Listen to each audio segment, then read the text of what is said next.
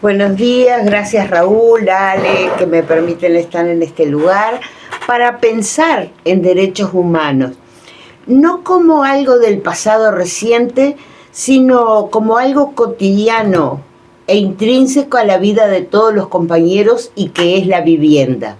Hoy recibimos con mucho cariño al compañero José Luis Pepe Olivera y bueno, él nos va a ir hablando de lo que él sabe. Bueno, muchas gracias por la invitación. Para mí es un honor visitar este lugar abierto que es La Ventana. Felicitaciones por este espacio y muchas gracias por la invitación. Me comentaban que había interés en que conversáramos sobre el tema de la vivienda social, sobre todo, o la vivienda de interés social, que es un concepto que se acuñó y se consolidó sobre todo en la década del 60, en la posguerra, en la segunda posguerra. Si bien yo no soy un experto en vivienda de interés social, pero a lo largo del ejercicio profesional y de mi militancia, tanto estudiantil, luego gremial y política, a cada momento nos estamos cruzando con ese tema. Porque es un tema que no solo nos interpela, sino que nos asigna una responsabilidad a todo el sistema político. Yo les decía que tenía un antecedente en la década de los 60. Las constituciones de muchos países, en particular yo las que tengo conocimiento es la Constitución de España, la de Colombia y en particular la de Uruguay en la reforma del año 1967, incorpora en cada una de esas constituciones un artículo específico referido a la vivienda, al derecho a la vivienda. Y ustedes dirán, ¿cómo es posible que teniendo un artículo constitucional tengamos a esta altura del siglo XXI problemas con la vivienda de interés social? Que no hayamos podido satisfacer una demanda que es extremadamente sentida por la población, máxime cuando se ha empleado el concepto de vivienda de interés social al concepto de hábitat.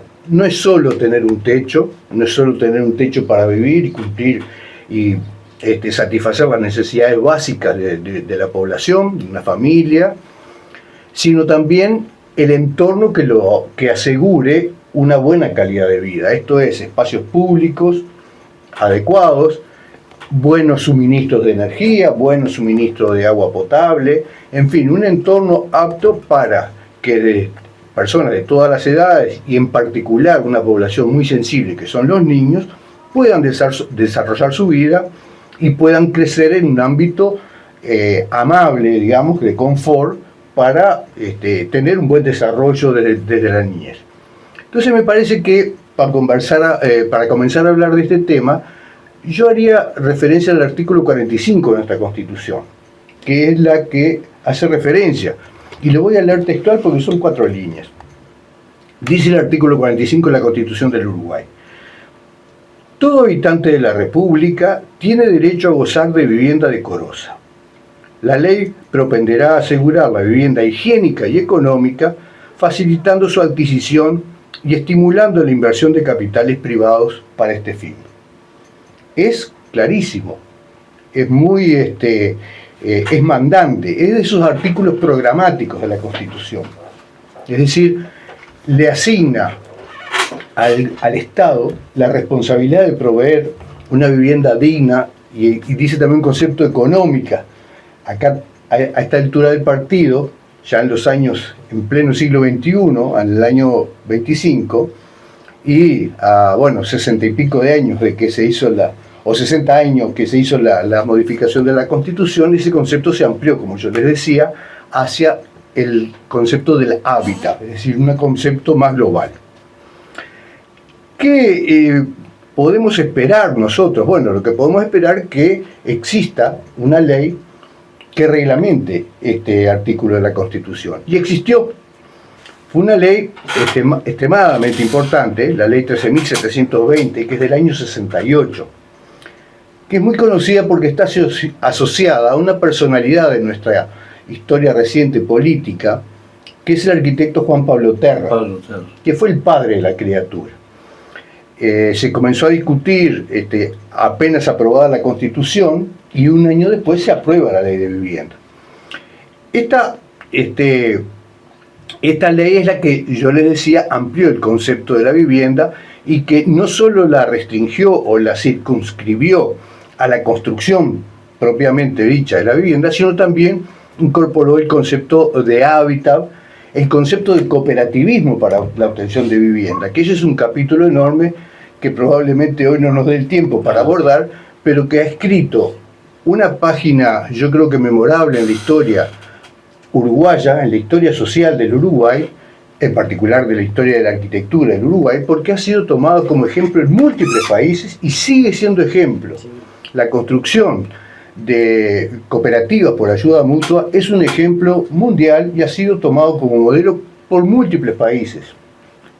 Seguramente en América, en Centroamérica en particular y en Sudamérica, ha sido una guía y ha sido también copiada en ámbitos europeos porque es un medio extraordinario, es un medio hábil para obtener vivienda, sobre todo en aquellas capas sociales que le resulta difícil acceder solo mediante el pago.